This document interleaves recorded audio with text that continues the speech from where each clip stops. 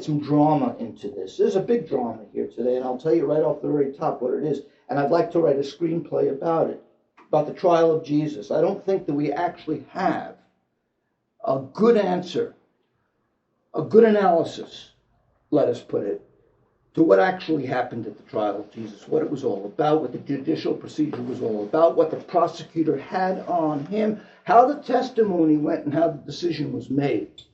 Okay? Because I've been rereading it very, very carefully in anticipation. What, you might ask, does this have to do with the kingdom of God? Well, I want to say it has everything to do with the kingdom of God, because this man was crucified, and that was the worst thing.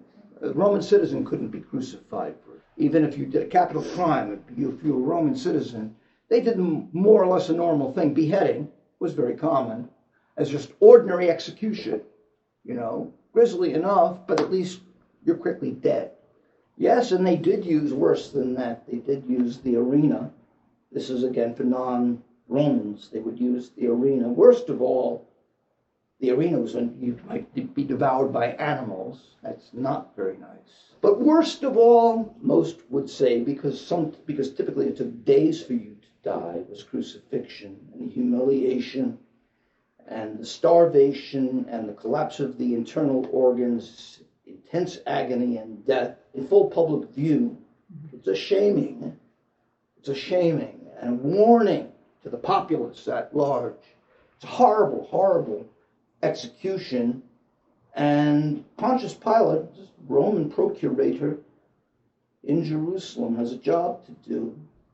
The Jews cannot do capital crimes at all. The Sanhedrin does not have the right to assign a capital penalty. Only Pilate, as the representative of Rome in Jerusalem, has that right. And they go to him. Roman law, they were pretty scrupulous about things. This is one little tip-off here. The Romans wouldn't casually use this. This was the particular punishment. Why? Crucifixion. It was the particular punishment meted out against rebels. People who were thought to be a threat to authority itself. And that was twofold, actually. Of course, the authority both of the local Jews, the Sanhedrin, that's one. Jesus was aimed at them, yes, but also all authorities, the Romans especially. So I'm letting a little bit of a cat out of the bag. I do have a particular interpretation of what Jesus was up to that makes it very, very credible why he would indeed be executed that way, because he was indeed actually a threat to the authorities. And that he wanted to be a threat to the authorities because he wanted to bring authority down. I wanted to begin with a little bit of a parable, though, okay? I want to begin with a parable. That's an English word we translate, a Greek word which translates an Aramaic word, so we don't even know what word was used originally by Jesus when he says, I'll tell you a parable. A parable in our language is really an analogy. I'll give you an analogy. That's what he's saying. I want to give you an analogy to begin. It's just for a little bit of fun. There are certain kind of phrases that we all understand and know the meaning of. I want you to complete just like a classroom exercise. Bear with me now. Just like a classroom exercise, you can lead a horse to water. But you can't drink. All right. Give me liberty. Give me that. Jack fell down. And broke his crown. And Humpty Dumpty sat on a wall. Had a great fall. Right. Okay, so you know what follows. These are examples of something where if somebody gives the quote, maybe in a speech in front of a group, that he wouldn't have to say the punchline. With good style, he wouldn't say the punchline. And just because we don't understand the punchline. There's a punchline in the testimony at the trial of Jesus Christ, where you have this phenomenon occurring, and nobody, as far as I understand, as far as I know, nobody picks up on it. Certainly in our culture, I would argue, as a matter of fact, this is one of the most fascinating things about it, that I have questions about how much mark, this is really spooky, how much mark the writer of the gospel, who is the one to whom we have to rely, on whom we have to rely to get for all our information, I'm not so sure whether he gets it entirely. Now, what I'm trying to say now about this, another cat out of the bag so we can understand what we're talking about. The kingdom of God is a real world revolution, folks. It's an overturning of the actual authorities and the institution of a different way of life here on earth. Yes, it's fully political. It's fully cultural. All the dimensions of social transformation that you would use to transform the way we do things now in our form of culture and society into a different kind. They called it the kingdom of God, by which they simply meant a divine way of doing things, not so that the divine is up there, so that we live our lives decently. And that meant to them fundamentally non-violently. They were convinced that it was possible, as all Isaians have. This is the fundamental philosophy of Isaiah. Peace is not only possible, it's mandatory. It's going to happen because we're going to make it happen. Jesus is a revolutionary Isaian. He's in that tradition, and he's convinced that it will happen. And by the way, the proposition, there's no good reason that it shouldn't happen. This is what's animated, people like Gandhi and King also. Why on earth is violence necessary? Granted that we can have profound differences, haven't we learned that what goes on with war, like the Ukraine thing, that any grievances, no matter how extreme, would have been better off without the wholesale destruction of cities and the loss? Over 100,000 lives already, I think they say. At the trial of Jesus, we're looking to see what's going on. The kingdom of God is this transformation that makes him a social revolutionary. He's anti the authority of the local Jewish community. He's anti the authority of Rome. How do I know this? Because what I'm proposing is that Christianity has completely lost sight of what this was all about. With its pieties and its nice Sunday mornings and its friendly communities, and I'm not saying there's anything bad about that. Don't misquote me here. I think churches are wonderful places where people can have wonderful experiences of each other in something like a community way. It's a great spirit. But this man was talking about the transformation of society itself, at large, out there, real world. I'm arguing that Jesus is an actual revolutionary. I want to add, I've referenced King and Gandhi, okay, that even though he is a revolutionary and poses a distinct threat to the culture and the political society, I do believe that. I'm trying to say that explains the execution, and only that can really explain satisfactorily the fact that Pilate enforces crucifixion. As a question and possibly a setup, Yeah. if violence is not permitted to bring about this revolution, would you say that Jesus made quite a few kingdom statements? Matter of fact, he talks about the coming kingdom and the kingdom that's here a lot. Would you say that those kingdom statements then give us insight into how he thinks this revolution is going to be brought about? It's very difficult.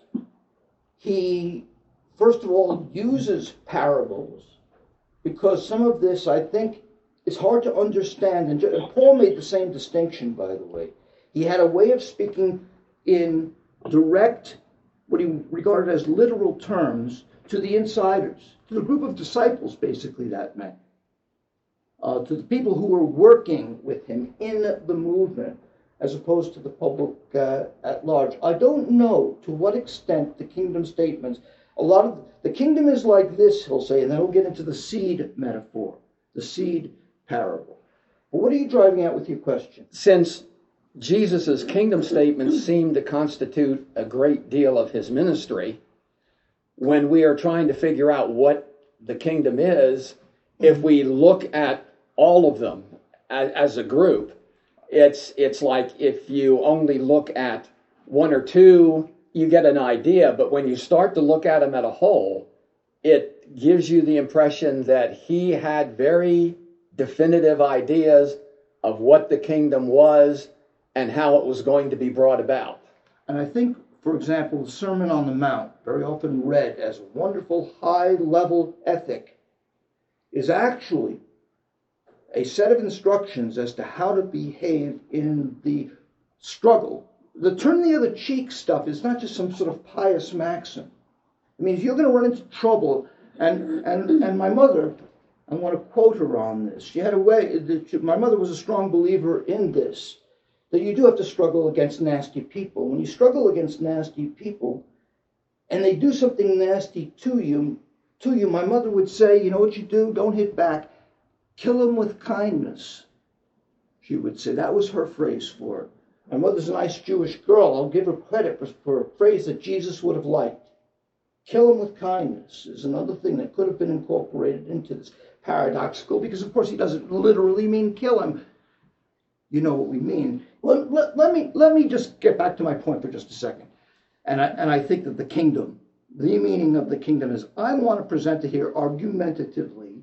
I'm trying to make a case here, okay? We'll be clear. All right, I want to go to the trial for about 5 minutes and just cover the trial for 5 minutes. It's a big deal, by the way, if we could actually crack this nut. All by itself, the idea of coming to a higher understanding of what's going on at the trial would be a very, very big deal. Okay, the trial, according to Mark. Mark is our earliest source. So it goes into 3 phases. Phase 1, the chief priests and the whole Sanhedrin were looking for evidence, and people testify. But that gets nowhere.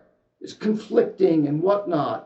Mark makes a very clear report that as far as the prosecution was concerned, the trial was not going well at that particular point. At that particular moment, the high priest takes over. He's allowed to do that.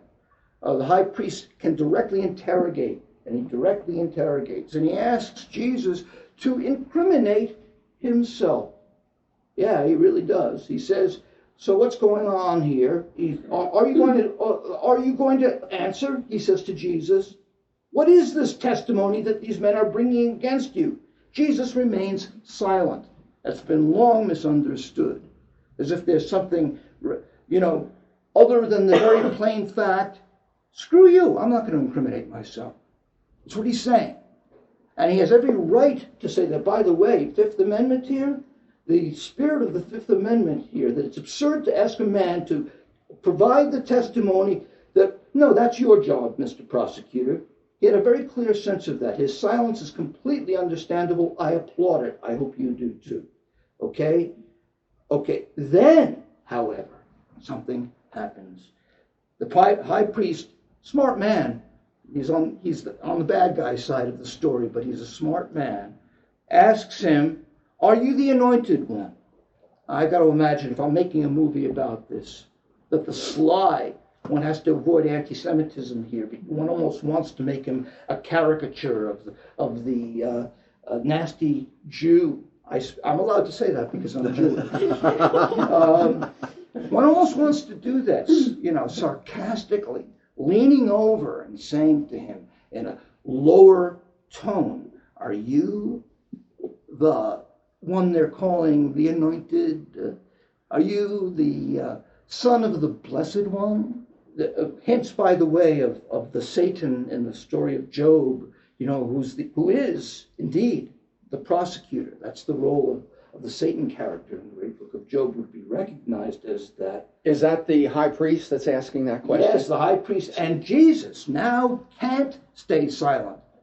Now, in the first instance, we applauded his silence. Perfect right to do so, but now he can't be silent. Unfortunately, or fortunately, the group has a particular point on that. They will never deny. They are not deniers. The story of Peter that happens just a little bit later, where Peter, 3 times, Jesus, as the story is told, Jesus predicts he's going to do this. He says, you'll deny. When the woman says to him, hey, you're one of those guys, aren't you? He says, no. He denies. Jesus makes a big point out of that story. We learn from that story. The moral of that story is that one thing you don't do is deny, you skulk away and deny who you are. If that moment comes, you stand up and you say you are. And what does Jesus say? We have to pay attention to his very words. Before you do that, yes, just for information, in Judaism, since it's the high priest that was yes. asking, the only people that were anointed in Judaism were either kings or prophets. So he's asking Jesus, are you a king or a prophet? Don't be strict about that. Okay. Don't be strict about that. Anointed, to be anointed means to be among the saints. Now this is a very important concept. It goes, anointed, Moshiach, which we translate as Messiah. It's not a false translation. It's actually, the Greek of the Aramaic, of the Hebrew. But Moshiach, this concept, and we encounter it in other words also, we're going to encounter it in Daniel, where the word is kedusha, which means a holy one. And it gets translated in our text as saints. In Judaism, if your question is, what does this concept of messiahship or being Moshiach mean? It means being a sainted one. That allows us to use it in many ways. And by the way, I could turn to Carol. Carol could have done some wonderful thing. And I could have wanted to use this metaphor that you're an anointed one. That would be like saying you're a blessed one. I depend on the notion that all the pious people would have really said that the whole point is that people who aren't famous can be Moshiach also, can be among the saints. And when Jesus talks about the saints in the book, when Daniel, talks about the saints are these holy ones. Remind yourself of one more thing. Cyrus, the Persian king, was regarded and called in the Hebrew Bible Moshiach, also an anointed one. For ending the Babylonian captivity. And he is remembered. Cyrus is used as a name by many Orthodox Jews to this day. Cyrus is a word that is a Persian, the name of that particular Persian king. But he was viewed as a liberator by the Jews in captivity, and they called him Mashiach, a blessed one, a saintly one. We can understand the concept there. It's very important to understand this. The whole Son of Man, all right, one more term. The Son of Man, we might as well anticipate this, because this is about what we're about to get into. Son of Man also is a Moshiach reference. Clearly is. But it has to be taken in that same way. By the way, Daniel 7 is wonderful on the point, because first we have a myth. That's where the Son of Man appears. The Son of Man is a mythical character according to the story itself. Because the story in Daniel is, here's the myth, and then the story of Daniel goes on to say, and here's the actual interpretation of the myth. It's structured that way. In the myth, it's the Son of Man. In the interpretation, the Son of Man becomes the saints of the Most High. The holy people, and then he says the people, the saints of the Most High. That is the cashing out of the metaphor of Son of Man. Son of Man appears in the myth. You can see this. We'll go over. I want to take some time. We have to take some time. God knows, with Daniel chapter 7. I keep talking about that. Well, we never got the answer to Jesus to the Jesus question. to the question says, he says now, I've already, in my presentation here, I've already defended the idea that he has to say, I am. We learned that from the Peter story. He doesn't deny. And then he adds, and you will see the Son of Man sitting at the right hand of the Mighty One and coming on the clouds of heaven. Now, it's hard to believe that he's doing this, but he actually is jam-packing two references to the Hebrew Bible in one. By the way, have you noticed? He's quoting Daniel there, right? Daniel chapter 7 is one of the two. He's directly quoting from Daniel chapter 7, but sandwiched in between between the two main clauses of the Daniel quotation, he sandwiches in another reference, a very important reference, both to Jews and Christians. And it's where we get, I do believe, I'm not quite sure it's nowhere else, but I think it may be nowhere else. It's where we get this right hand of God business. Where does that metaphor come out of? Okay? Here, it says, and you will see him sitting and you will see the Son of Man sitting at the right hand of the Mighty One and coming on the clouds of heaven. Now, sitting on the right hand of the Mighty One is not in Daniel. The rest of it is the beginning, seeing the Son of Man coming and on the clouds of heaven. But the other reference is to Psalm 110. By the way, note on Psalm 110 is that it's a very important psalm. The Jews regarded it with great significance. Jesus, clearly, because he's quoting it here, accords it great significance. A later part of it, down in verse 4, is a famous reference, the only one that makes sense of the whole book, the use of it in the book of Hebrews, of the strange name Melchizedek.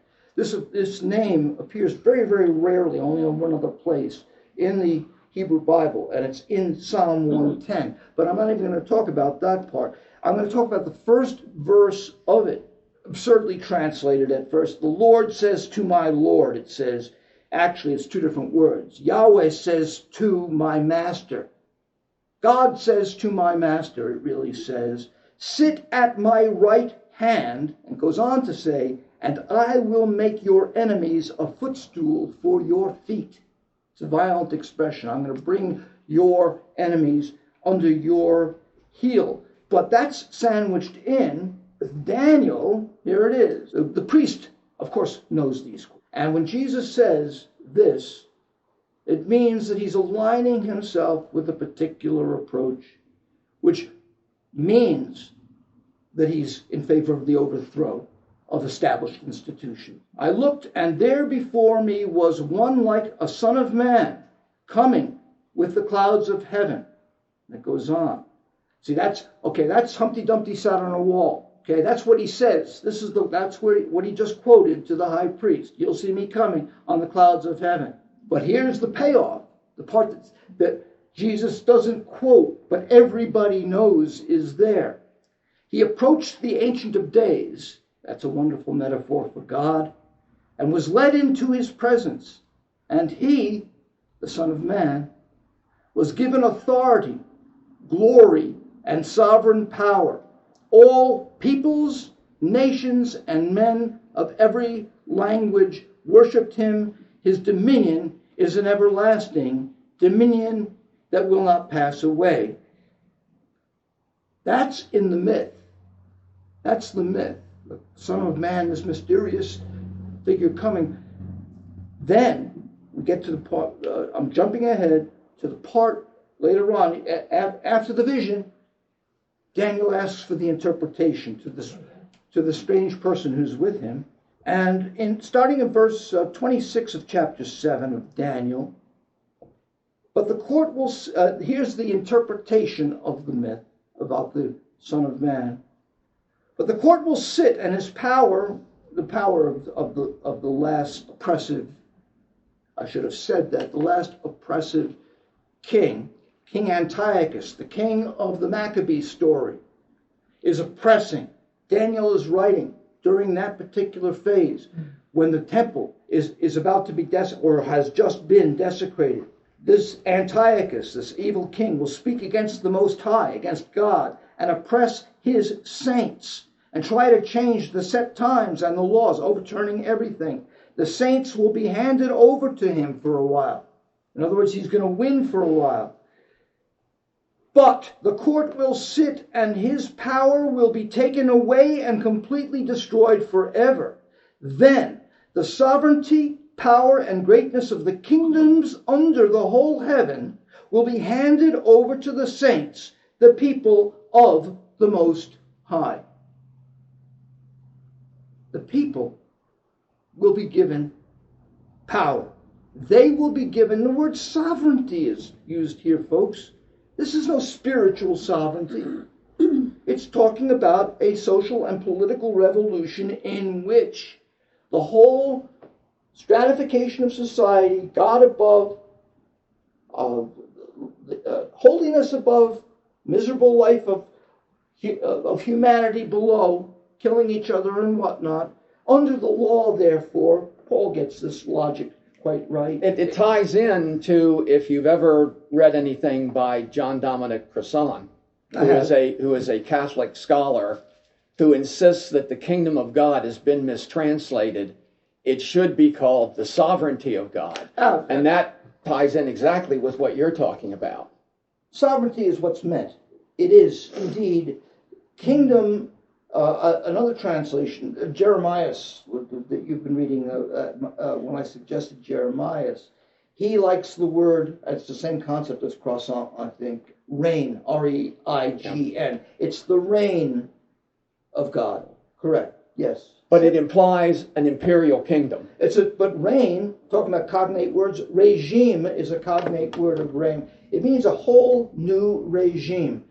And regime is from rex, Latin rex meaning law, king, I mean. Lex is law, rex is king. So it's a new regime, it's an overthrowing. Now, if this is the case, then Pilate has every reason to go along. The way the story is told, it's almost as if Mark doesn't get it. It's almost as if what Jesus, he thinks, and this is the way we usually take the story. We ask, why was it the last straw? Why did the high priest, on hearing this, tear his garment and says, that's it? Crucified. Why was that reference? It's just much, much bigger. We usually take it to be, we usually satisfied with explanation, well, it's blasphemy. He's pretending to be what he ain't. But Pilate wouldn't be interested in blasphemy. Pilate takes it politically. And the Jews wouldn't bring a blasphemy case to him in the first place. Blasphemy, that's a Jewish offense. The Jews have to settle that. You Jews settle that among yourselves, is what he would have said. It's not blasphemy at all that would at all interest him. He wouldn't allow it to appear in court. So Pilate's a smart enough man, and he's learned, and he understands, and Jesus knew that he would understand. All he had to say was those few little words, and it brought this whole reference into the conversation. Exactly. It's Humpty Dumpty sat on a wall. The whole world knows that what he's saying to him, snarling back perhaps. Remember, let's get nitty-gritty about this. Just as I would have the high priest snarling his question, I would have Jesus at this moment. If I'm a film director, he's got to be defiant. He's even got to be a little angry, you know. He's got to be in a bad mood at least. Yeah, but he's the one who has taught his disciples. But if they ask you, are you in this movement? You look them straight in the eye and you say, yes, I am. He categorically. Yeah, he cannot. The Peter story tells us that. Jesus predicts. What does he predict? That Peter, when simply asked by this woman, are you one of them? Will shrink away and say, no, I'm not one of them. She says, yes, you are. I can tell by your Galilean accent. She actually says that in the story. He still denies it. 3 times he denies it. So if you're looking at this, the high priest understood exactly the threat that Jesus posed. Exactly my point. Sent him to Pilate. But we see in Pilate is kind of struggling with, is this really political? Because he sends him to Herod. Herod sends him back. And Pilate just doesn't take the high priest and says, okay, we're going to crucify him. Pilate literally has to work his way through, is this really political, apparently? You know, we got to also do some questioning here about what version of the story is right. Herod, I haven't checked lately because I get my synoptic gospels confused sometimes, but Herod doesn't appear in all the stories. He does not appear in the Mark account, which is the early account. I think it's in Luke that you get the Herod. And Luke is the last of the synoptics, and I read it as a kind of amplification. He throws in another story. It may have some basis. I can't say it doesn't, but it's not in the earliest account, the simplest account. So I don't rely on it telling of the story. But in any account, yes. To get back to your main point, only this can explain why we've got it wrong. Pilate had every reason to crucify the high priest, here's what would have happened, it seems to me. Assuming that we're dealing with intelligent people, even if they're nasty, or conservative, or reactionaries, or whatever the case would be. The high priest wants to, on behalf of the Sanhedrin, the high priest wants to crucify. For this, he has to go to Pilate to get Pilate's approval. To do that, what he would do, he'd make his preparation, he'd get his papers in order, he'd walk over to the palace, and he'd give his argument. He'd list it. This is Roman law, by the way. Let's remind ourselves, Roman law is the basis of our law. The Romans did one thing that was absolutely great in terms of its contribution to world culture, its legal system.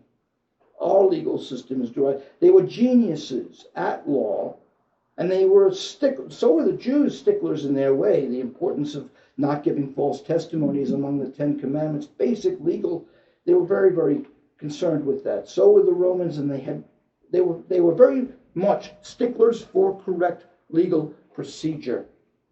Well, just as some color commentary, there are people that have studied Pilate, and it ties into this in that Roman aristocracy were not morning people.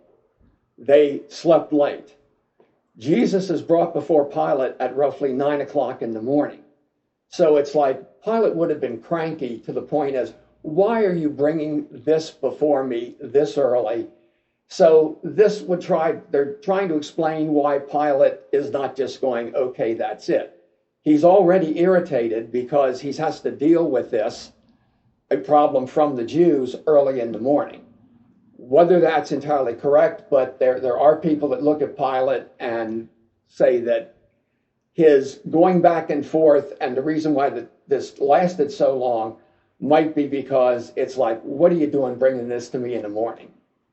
Well, that could be, I would include that in my screenplay, as a matter of fact.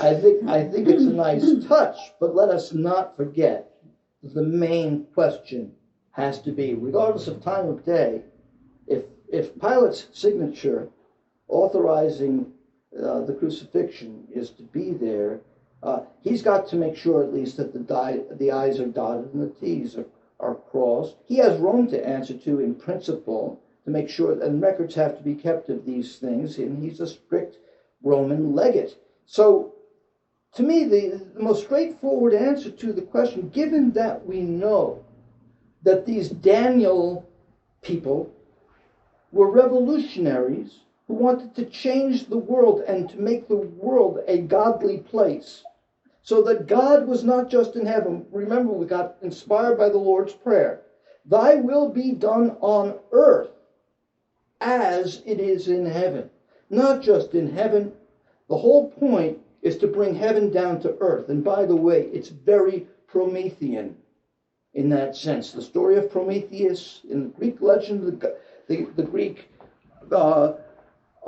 who stole, he was actually what was before the gods, there were the Titans. He was a Titan who stole the secrets of the gods.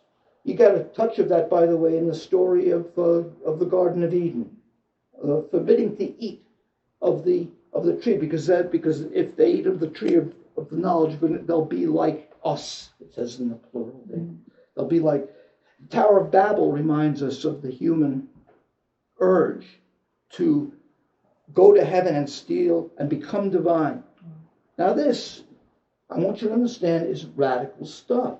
In modern times, the poet Shelley, in Prometheus Unbound, was very, very big on this point. So Jesus coming to earth was that splash of cold water in everybody's face when he talked about bringing heaven to earth, and how much society would be so much better off than this secular government that you're yoked on. You know, take off that yoke, put on God's yoke, and live this fabulous life.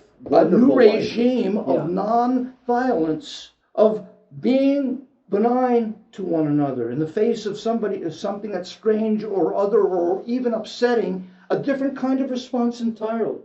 This is what he's talking about in the Sermon on the Mount, is that we can have a completely different style and way of doing things.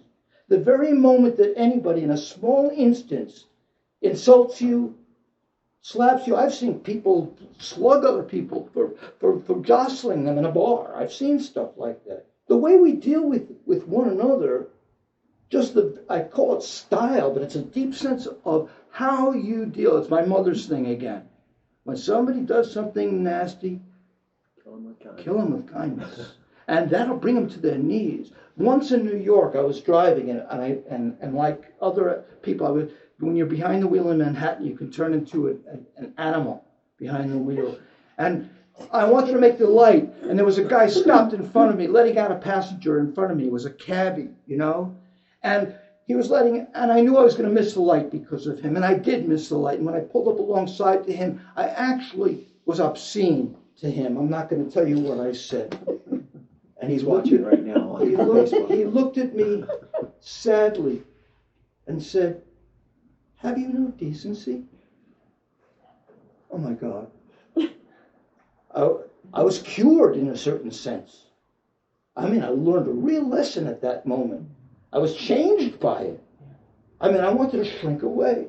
Have you no decency? And what kind of this is what the whole ethic is all about. Yes, this is how, according to the conception here, this is how we bring the divine on earth. We realize it by acting divinely. It only means that we act in terms of the ethic of love itself. That comes first. That's why the word love itself becomes so critical here.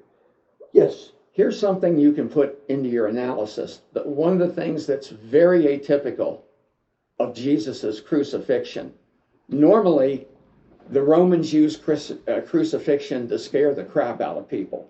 Not only did you die horribly on the cross, they left you hanging there until you rotted away as a warning and a deterrent to, if you do this against Rome, this is what's going to happen to you. Now, two things that are very atypical about Jesus' crucifixion. Number one, he died quickly. People hung on the cross for days. Jesus died within 3 hours. But more importantly, Joseph of Arimathea, who not only was a member of the Sanhedrin, he was also a member of the Jerusalem City Council. So he was politically connected because it was Joseph. Joseph went to Pilate to ask for the body of Jesus, to not hang on the cross. He wanted the body. The fact that Joseph, number one, could go to Pilate and have access to him, but to have to ask for the body of Jesus, it's just another political connection here because Pilate gave him the body. So there was a political aspect of all of this that figures into the whole scenario. But what is that last point about Joseph? He's an interesting character. The fact, yes, that they did release the body, I did a little reading about that and found out that was not unprecedented, that they would release an executed body. An actual body was found by the archaeologists with a nail still through the foot. Right. They have found that in a Jewish burial area. They found such a body in a Jewish. Oddly enough, when they buried him, they didn't even remove. They just put him in the ground, but they did at least bury him in Jewish. Well, what I take from this is that Joseph of Arimathea, also Nicodemus. This is the Nicodemus in John that comes to Jesus asking about, what do I have to do? Joseph and Nicodemus were members of the Sanhedrin, but they were also on the Jerusalem Council. They were political. That means Jesus had powerful political friends, not just spiritual friends, because Joseph went to Pilate to get the body, because Joseph was a follower of Jesus. We have every reason to believe that Jesus had strength really among the poor and the alienated on the one hand, but that he would look for allies wherever he could find them. He did indeed. Joseph is a good example of that. And I would add to power, wealth. You need money. Yeah. Then as now, if you're going to wage an actual struggle, you need some money too.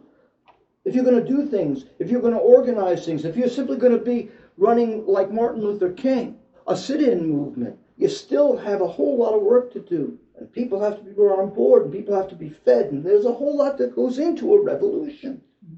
Well, Jesus, this whole concept was starting to go viral. You're saying that he had affiliations with power, That's right. with well-known people Yes. that influenced people, Some. and they were buying into what he had to say. Hey, this is actually possible. That's right. And then the power, they saw that, hey, the Roman government and government saw that he actually had power, and people were starting to follow. Like, Right. it was viral. And they had to put this fire out. And let me bring into that particular point the case at hand. Here I want to make reference. Bear in mind the overturning of the tables, the money changers at the temple. The incident, it seems to me, is probably not the only thing he did. We can't, no way can we say it's the only demonstration that he ever made of such a thing. But it's certainly, it's what we're given, and it must typify. Now, you can see here, he is distinctly, actually creating a public disturbance in doing this. Again, Pilate, to ask what would satisfy Pilate. Pilate's not going to just be satisfied with the fact that the guy had revolutionary opinions. No. What the high priest would have brought, this happens just after the incident at the temple, what the high priest would have brought, that this is what he did. He describes this really quite violent action at the temple. And here's what he is. He's confessed to being one of them. He's confessed to being a social revolutionary, and this is what he did as a social revolutionary act. Here, only now, because again, in Roman law, you've got to have a case. He's got to have done something, and what happens is, here's your case, what he did, and then here's the mens rea. The mens rea, the evil intention, which is what you need to execute. That's it's a big deal with Trump right now. They can only get him on certain charges if they can prove mens rea, that he broke the law knowing what he was doing. I know I'm breaking the law and I'm going to do it anyway.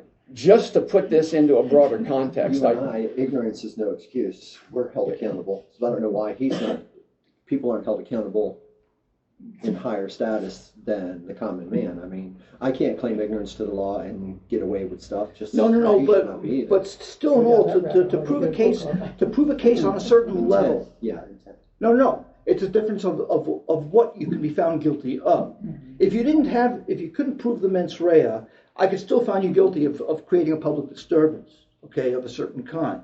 But if I could show that you did that particular kind of action as part of your program, here's your mind, part of your program, then what I'm doing is now into the category of sedition. This is the point. Very, very simple legal point here. Now you've proved a seditious act, an actual act of sedition. That's important to understand. And now Pilate not only has what he needs to go along, now he's going to be concerned. Now he's got a good case that this guy is doing seditious acts, that he's admitted to being the leader of this particular group who's doing these kinds of seditious acts.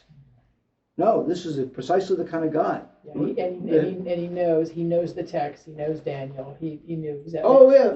He knew it all. Yeah. You see, Daniel would only be interesting to him because the high priest would say, "Look, he quoted this. You don't have to like our Bible, Pilate, but here you can see what it means. It actually is spelled out in an interpretation. It means he's in favor of the overthrow of the government."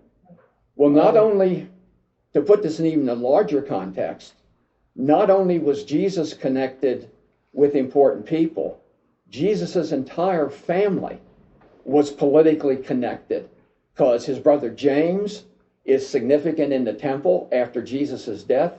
Jesus had 4 brothers. All of them were significant in what happened after the crucifixion. I won't go down this rabbit hole now, but Jesus' family has political implications that go into the Middle Ages. So it wasn't just Jesus that was what was being looked at here, but Pilate would certainly have known who Jesus' family was and what their political connections were in the temple. We mainly concentrate on Jesus, but his whole family was politically connected and embedded in all of this. Well, there's some evidence, so I think, that he at first was held him at a distance, but clearly parts of his family, James in particular, were already in the movement. And after his death, they all became very active in the movement. This would be, if he was executed in roughly 30 AD, they say 29 or 30, I'll say 30. If he was executed, then Pilate stays on until about 36, I believe, as the procurator for another 6 years. They didn't last all that long. That was actually a pretty good term that he had. And before he goes back to Rome. And yeah, in those early days after the execution, and I must add, a particular prejudice that I have here in my analysis of the story, I don't buy the idea that in any sense he went to his death voluntarily. He went to his death willingly. That is to say, if it had to be, it had to be. God's will be done was part of what he actually believed. Yes, he was unwavering on that point. But did he hope to escape that fate? Being totally principled, without losing his principles, that's important. But could he hope? He asks for that in Gethsemane. He directly asks, spare me this. But then he adds, thy will be done. Well, I think Christians normally don't think of Jesus' family for the exact reason you mentioned. They are purposely downplayed in the Gospels because they wanted to be exclusively about Jesus. So all through Christian history, Jesus' family has been downplayed because they didn't want his family taking away from who the church said he was. But they play a significant part in history. And it's intentional that we don't know about Jesus' family. The Catholic Church said he had no brothers and sisters because Mary was forever virgin.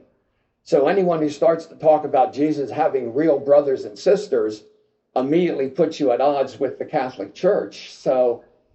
And that's traveled down to today that we just don't think of them, nor do we look into them that much. But as Don is saying, we're looking at the politics of what motivated Jesus, and his family and their connections in Judaism would have been very important in this.